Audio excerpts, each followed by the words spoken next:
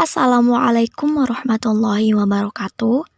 Perkenalkan, nama saya Nur Fatmawati dari PGMI semester 2. Di sini saya akan mempresentasikan tugas mata kuliah studi hadis dengan judul As-Sunnah dan kedudukannya dalam syariat Islam.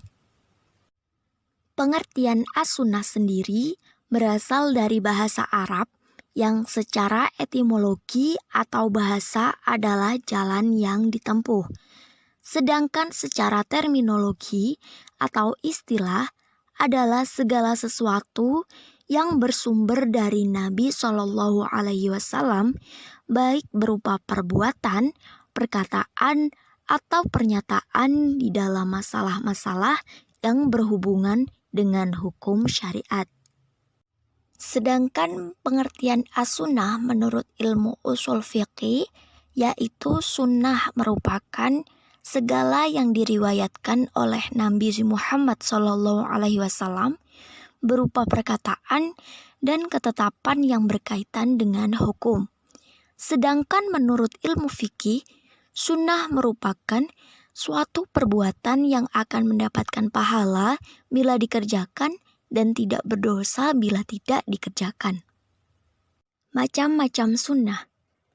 Berdasarkan definisi sunnah yang dikemukakan di atas, sunnah menjadi sumber hukum Islam atau mashadir al-ahkam dan dalil hukum Islam kedua atau adilat al-ahkam itu dibagi menjadi 3 macam, yaitu yang pertama ada sunnah fi'liyah, dan yang kedua ada sunnah qauliyah, dan terakhir ada sunnah taqriyah. Penjelasan macam-macam sunnah, di antaranya ada sunnah fi'liyah, yaitu perbuatan yang dilakukan Nabi Shallallahu Alaihi Wasallam yang dilihat atau diketahui dan disampaikan para sahabat kepada orang lain. Misalnya, tata cara sholat yang ditunjukkan Rasulullah kemudian disampaikan oleh sahabat yang melihat atau mengetahuinya kepada orang lain. Misalnya dari Amir bin Rabi'ah radhiyallahu anhu, ia pernah berkata, "Aku melihat Rasulullah Shallallahu Alaihi Wasallam sholat di atas kendaraannya yang menghadap arah mana saja kendaraan itu menghadap." Hadis Bukhari dan Muslim. Penjelasan macam-macam sunnah, selanjutnya ada sunnah qauliyah, yaitu ucapan Nabi Shallallahu Alaihi Wasallam yang didengar dan disampaikan seseorang atau beberapa sahabat kepada orang lain. Misalnya, sabda Rasulullah yang diriwayatkan Imam Bukhari dan Muslim. Artinya, tidak sah sholat seseorang yang tidak membaca surat Al-Fatihah. Penjelasan sunnah yang terakhir ada sunnah taqriyah, yaitu perbuatan atau ucapan sahabat yang dilakukan di hadapan atau sepengetahuan Nabi Shallallahu Alaihi Wasallam. Tetapi Nabi hanya diam dan tidak mencegah dari Nabi Shallallahu Alaihi Wasallam ini menunjukkan persetujuan Nabi atau takrir terhadap perbuatan sahabatnya tersebut. Misalnya, diamnya beliau ketika mengetahui Khalid bin Walid memakan daging dab atau hewan sejenis biawak, tetapi lebih kecil dan tidak buas. Beliau juga mendiamkan para sahabat saat mereka duduk sambil tidur di masjid dalam keadaan wudhu. Nah, mengenai apakah memang Nabi Muhammad SAW pernah berkata, berbuat dan memberikan pengakuan, lebih banyak tergantung kepada kebenaran pemberitaan tentang adanya sunnah itu. Selanjutnya, para ulama mengklasifikasikan sunnah itu berdasarkan kekuatan khobar tersebut.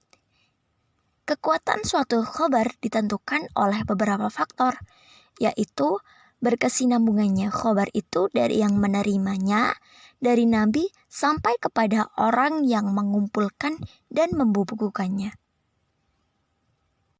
Dari segi jumlah pembawa khobar, Ulama membagi khobar itu kepada 3 tingkatan. 1 ada khobar mutawatir, yang kedua ada khobar masyhur, dan yang ketiga ada khobar ahad.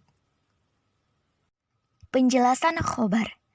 Khobar mutawatir yaitu khobar yang disampaikan secara berkesinambungan oleh orang banyak yang kuantitasnya untuk setiap sambungan mencapai jumlah tertentu yang tidak memungkinkan mereka bersepakat untuk berbohong.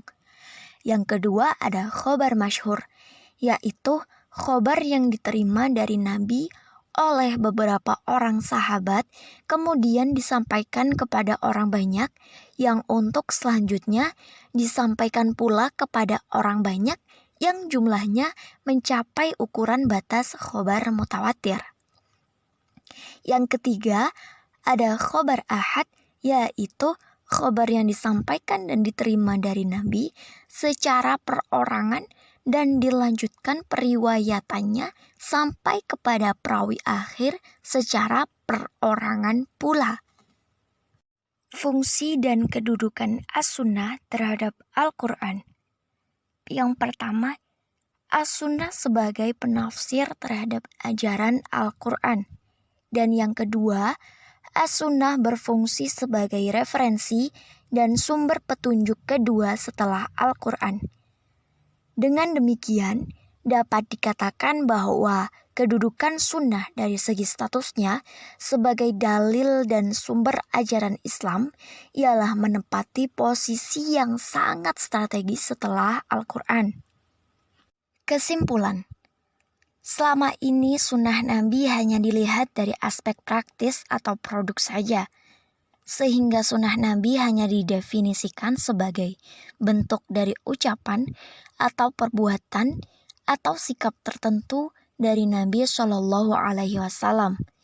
Akibatnya, ketika hadis Nabi dipahami untuk diamalkan, maka yang muncul adalah pemahaman dan pengamalan secara lahiriah, tekstual, dan tidak pernah ada perubahan, walaupun tuntutan keadaan dan perubahan waktu terus terjadi.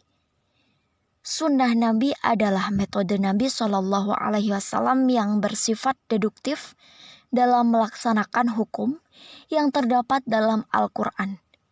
Oleh karena itu, apa yang dinamakan sebagai sunnah Nabi bukan teks tentang ucapan, perbuatan, atau ketetapan Nabi Shallallahu Alaihi Wasallam sehari-hari yang bersifat harfiah, sebab semua itu hanya merupakan bentuk-bentuk ekspresi atau perwujudan yang bersifat praktis dari pola pikir atau paradigma sunnah Nabi tersebut, yang tidak lain adalah ijtihad beliau sendiri.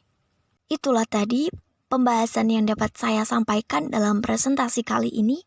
Saya mohon maaf yang sebesar-besarnya apabila ada kekurangan. Akhirul kalam, Assalamualaikum warahmatullahi wabarakatuh. Terima kasih.